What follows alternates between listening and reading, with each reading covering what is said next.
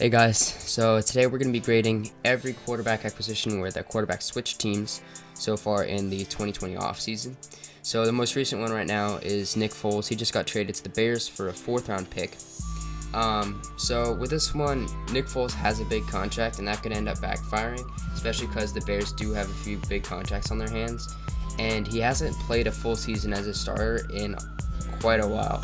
Last season, he started 4 games and he lost every single one of them and got outplayed by Gardner Minshew, who at that point in time was kind of an unknown rookie. But the Bears do win a Super Bowl, and Nick Foles has Super Bowl experience, so in that sense, I guess he could be seen as an upgrade over Trubisky. This was only for a compensatory 4th-round pick, so what I would say is the contract is probably a little bit riskier than the trade. So I would give this one a C, because the contract that Foles has is pretty dangerous, but at the end of the day, you're still getting a former Super Bowl MVP. Next up, we've got the big one that came out yesterday. Tom Brady getting signed on a 2-year contract to the Tampa Bay Buccaneers. So Tom Brady is getting a huge salary here, which anyone who wanted to sign him had to offer. But this is pretty risky because he's coming off the worst season of his career, and he's 42, going on 43 years old.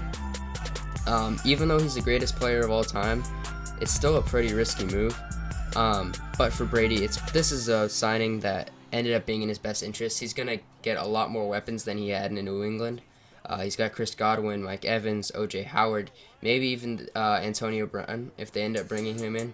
So I would grade this a B for Tampa Bay because the contract is really high and it's a little risky.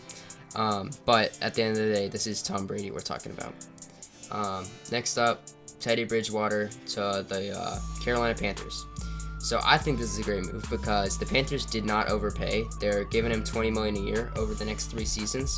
And Teddy Bridgewater has been great as a starter for both the Saints and the Vikings. He was 5-0 as a starter last season when Drew Brees got hurt. And the Panthers are going to end up depending on Christian McCaffrey anyway, so they don't really need a superstar MVP quarterback to win.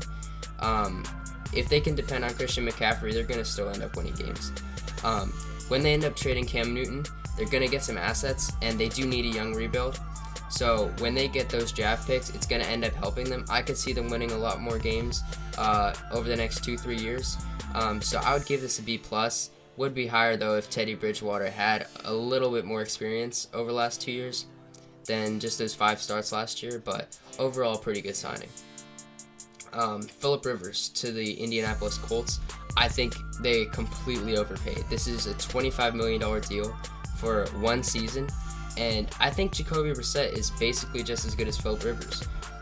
The Colts don't really have a dependable running game like the Chargers do with Austin Eckler and Melvin Gordon, so Phillip Rivers is going to have to throw this ball. And the only positive in this is that it's a 1-year deal, and Jacoby Brissett is going to be a really good backup quarterback, probably one of the best in the league. As for the Chargers, I think they're pretty smart to go with Tyrod Taylor because they can go up ahead and take a young quarterback early in the draft. They have a high draft pick.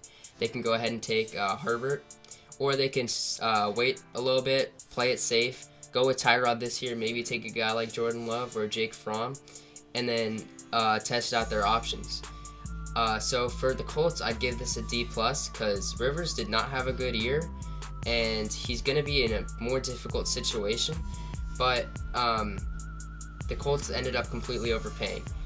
So for the Chargers, solid deal. For the Colts, not so much.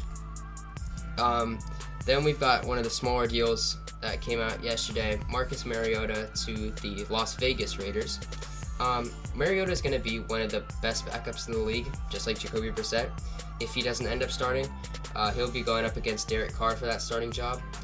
He led the Titans to a pretty solid season 2 years ago where they almost made the playoffs, came up just short, and Coach Gruden and Mike Mayock, they do see a lot in him. I know Mike Mayock was all over Mariota when he was a draft prospect, so I'd give this a B- because it's kind of a low-risk, high-reward situation. Mariota's been kind of disappointing so far, but maybe Gruden can turn him around and bring out the potential in him that we saw when he was at Oregon. And then lastly, we've got Case Keenum. The Browns signed him. I think this is a pretty good signing because Keenum's not a bad backup option. They're going to have him for the next 3 years. It's not a terribly overpaid. It's $6 million a year, but he is a quarterback. And if Baker has another bad season, Case is still the same guy who led the Vikings to an NFC Championship game and a 13-win season.